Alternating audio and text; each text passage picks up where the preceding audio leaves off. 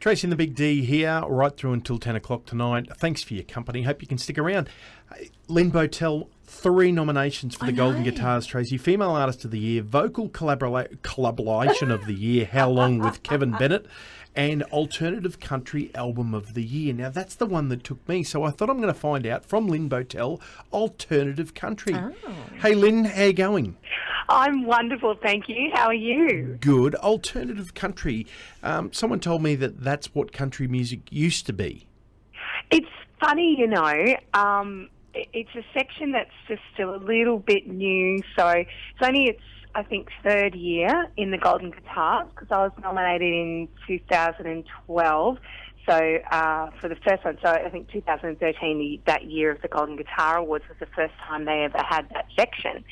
So, yeah, I'm a veteran of the section now. So It's my second nomination in it. But old country, I think, has become, as you say, sometimes it's what old country music was to some degree, which is strange for me because I grew up knowing bluegrass music and honky-tonk music as being the original, you know, one of the original genres of country, because that's the thing, country is such a wide genre, and I think it gets difficult. People like to break things down into little boxes, and I think alt country seems to be the section where it goes if it doesn't quite fit in the other box. Well, I think all it's really doing is just opening us up again to the other side of country, because there's so many different genres within the country genre today. It's getting a little bit confused. So we need to add these to make sure that we are covering the whole line of country music. Yeah, and the general vibe of it is that it's music that crosses boundaries, generally speaking. So that's how I understand it. So old country is something that's not necessarily just influenced by traditional country music. So for me, I've always been quite eclectic with musical taste and musical influence. So that comes out in my songwriting, because that's sort of the way it works. You know, I think you end up getting all these seeds from different music that you listen to, and then eventually plant your own. So you definitely end up picking up traits along the way. And I've just never been too worried about that. I've always just wanted to create music and not be too concerned with genre. And country has, and country's always been such a marvellous umbrella to be under, because, you know, it allows you to have a go at other different art forms within the genre. Well, you've had a couple of crazy weeks. So you've had 3 Golden Guitar nominations. So before they're actually announced, what was your expectation? What was your hopes and your dreams for Golden Guitars this year? Come on, no one's listening. It's okay. You can tell us. To not be, I guess, the only one who wasn't nominated who went to the event where they announced the nominations, because that's always... Okay, so you're standing there. What was the first one that you actually got nominated for that came out? I think the first one was Old Country, and then Female Artist. That must have been so exciting. Yeah, it was actually. And vocal collaboration, I think, I can't quite remember. I think that's the order it went in, but because I love that track with Kevin Bennett, I let out a little woo when they announced. Just a little one, like a woo. I don't think so. It was like not appropriate. You're not allowed to woo yourself in this situation. You blew away.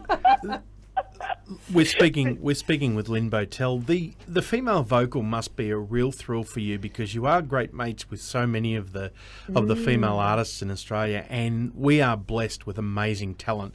So to be in that illustrious category must be really make you feel great and humble.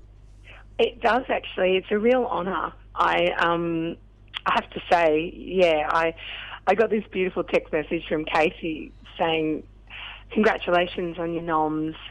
Really proud of you. I'd be proud of you if you didn't get nominated anyway." And I wrote back to her something like, "I'm really proud to be in the section with you, even though it reduces my chances of winning greatly." Well, Catherine Britt used to say that all the time. Don't put me in the same awards as her. So. I know, but honestly, it really is a thrill. And that list of women, I have all their phone numbers, and I'm able to ring them up and go, I need a favour. Can you help? They really would, and I think that's really special. That makes this country music scene in Australia extremely rare. We're very rare. Just cements that country family, doesn't it? And makes you happy, which brings me to your brand new single, Happy. That's only been out for nice segue, Trace. I know. So look, that's only been released to radio for a couple of weeks now, and it's already been just flying around the place. What are you hearing about it? People really like it, which makes me smile because makes you happy. Yes, I know, it makes you happy. But I honestly, when I wrote this song, it was very different. I wrote it on the ukulele, and I think it's hard pressed to write a sad tune on the uke.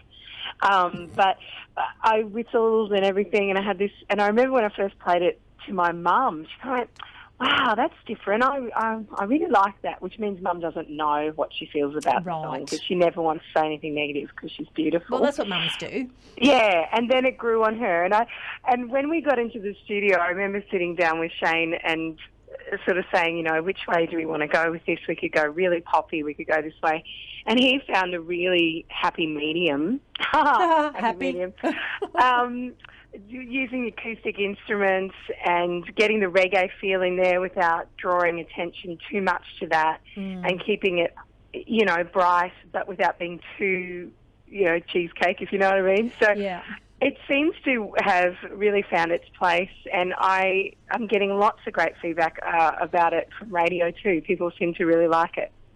Well, it's no wonder. Everyone loves Lyn Bowtell. Everyone wants to sing with Lyn Bowtell, write a song with Lyn Bowtell. And be happy. And she is one of our favourites, and we wish you with all the best of luck, sincerely, with all of the awards and everything for 2015. You have yourself a great Christmas, because you certainly make us happy every time we speak to you. Oh, that's nice.